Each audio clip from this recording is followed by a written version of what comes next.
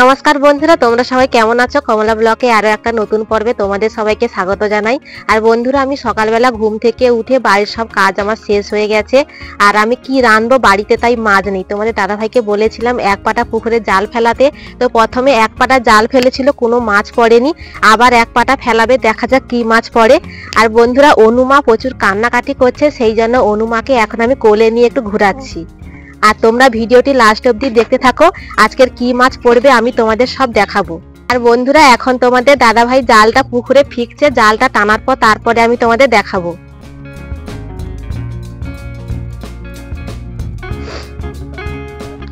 মাছ রয় তাহলে ফিকা ওখানটা।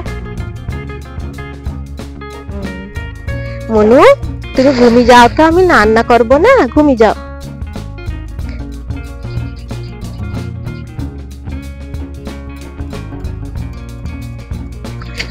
আর বন্ধুরা, তোমাদের দাদাভাই পুকুরে জাল ফেলেছিল, জালে দেখা যাচ্ছে মাছ পড়েছে, তো কি মাছ দূর থেকে দেখতে পাচ্ছি না, তোমাদের কাছে গিয়ে আমি দেখাবো।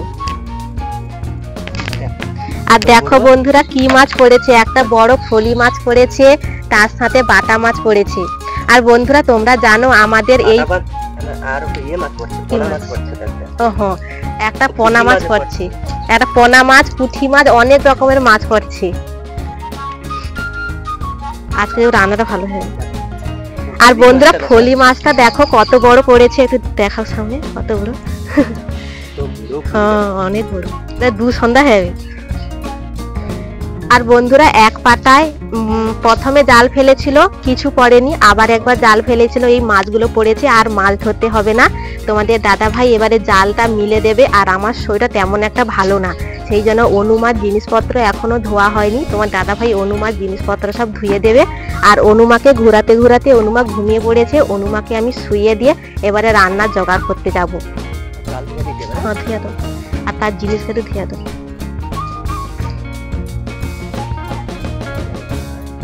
এতগুলো মাছ পড়ছে, আর যে মাছগুলো ধরেছে এই মাছগুলো দু সন্ধ্যা খুব সুন্দর হয়ে যাবে। আর বন্ধুরা, তোমরা ফলি মাছ খেতে ভালোবাসো না বাটা মাছ খেতে ভালোবাসো, অবশ্যই কিন্তু কমেন্ট করে বলবি।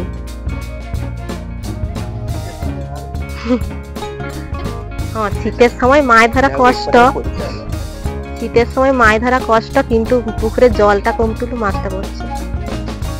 কি মাছ পড়েছে তোমরা তো সবাই দেখেছো। এই মাছগুলো আমি কেটে এই মাছের ঝাল রান্না করবো, আর লাউ চচ্চড়ি রান্না করবো। তো মুড়ি খেয়ে মাছগুলো কাটতে চলে আসলাম।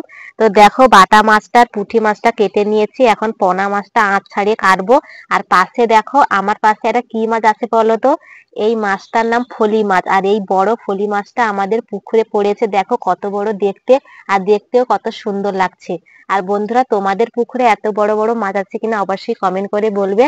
আর এই মাছগুলো কেটে নেওয়ার পর আজকের আমি দুপুরে রান্না করব মাছের ঝাল আর লাউ চচ্চড়ি। আর আজকে ছিল এই ব্লগ ভিডিও। তো ব্লগ ভিডিওটা কেমন হয়েছে অবশ্যই কমেন্ট করে বলবে। ভালো লাগলে প্লিজ লাইক সাবস্ক্রাইব করে আমাদের পাশে থাকো।